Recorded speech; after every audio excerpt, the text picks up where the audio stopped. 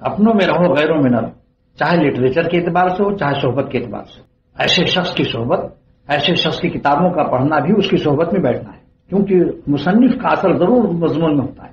اہل اللہ کے لباس میں اثر ہوتا ہے، اہل اللہ کے لباس میں اثر ہوتا ہے، اہل اللہ کی زمین میں اثر ہوتا ہے. جہاں وہ سجدے کرتے ہیں، جہاں خدا سے روتے ہیں، اس زمین میں بھی بابرکت ہو جاتی. تبارک اسمک، اللہ فرماتے ہیں کہ میرا نام اللہ کا بہت بابرکت ہے، جہاں میرا نام لیا جاتا ہے وہ زمین بھی برکت والی ہو جاتی. تو لہذا وہ یہ ہے کہ جتنے اس قسم کے لوگ ہیں جو کہ جمہور امت اور اہل حق کے راستے سے ہزاروں سال سے جو علماء حق جس سپر ہائی وے سے چل رہے ہیں، کوئی شخص اگر ایک آدمی پیدا ہوتا ہے، کوئی ایک نئی چیز نکالتا ہے، وہ طبیعت آدمی چاہتی ہے اس نئی چیز کو دیکھو بھائی کیا چیز ہے، لیکن فائدہ اسی میں ہے.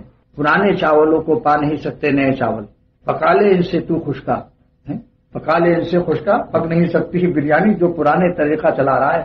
اور اہل حق ہمیشہ جماعت کی ہوگی.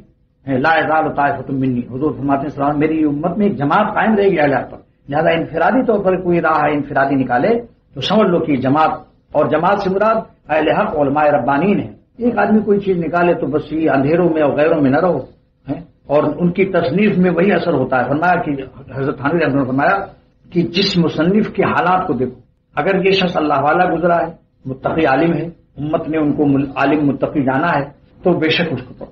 لیکن اگر وہ امت کے علماء کے نام اس سے مشکوک ہیں، 100 ڈاکٹر ایک ڈاکٹر کے بارے میں شبہ ظاہر کر رہے ہیں، کیا ضرورت ہے آپ اس کا لیکچر پیں؟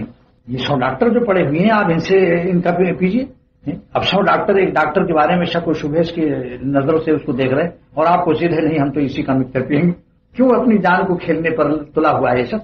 لہذا یہ ہے چیز کہ بھائی یہ منعم علیہم کی جماعت موجود ہے جہاں، یعنی دیکھیے شاہ عبدالعزیز صاحب دہلی کے ٹنڈو آدم میں ان کی خبر ہے، ساری زندگی تبلیغ میں لگائی. جب مرنے لگے تو میرے ناظم آباد سے بلایا مفتی رشید احمد صاحب اور کہا کہ دیکھو میں مر رہا ہوں مولانا شفیع صاحب تھانوی، مولانا گنگوہی اور مولانا قاسم نانوتوی کے دین پر، یہ گواہ رہنا مفتی رشید احمد. آ کر مجھ سے مفتی صاحب رونے لگے، کہنے لگے اچھی اپنے بزرگوں سے اتنی عقیدت کہ آج ان کے دین پر، کیونکہ یقین تھا کہ یہ حضرات بالکل صحیح دین پر. یہ طبقہ جو ہے یہ صحیح شریعت کا سنت کا متبع ہے، ورنہ شخصیت پرستی تھوڑی ہے.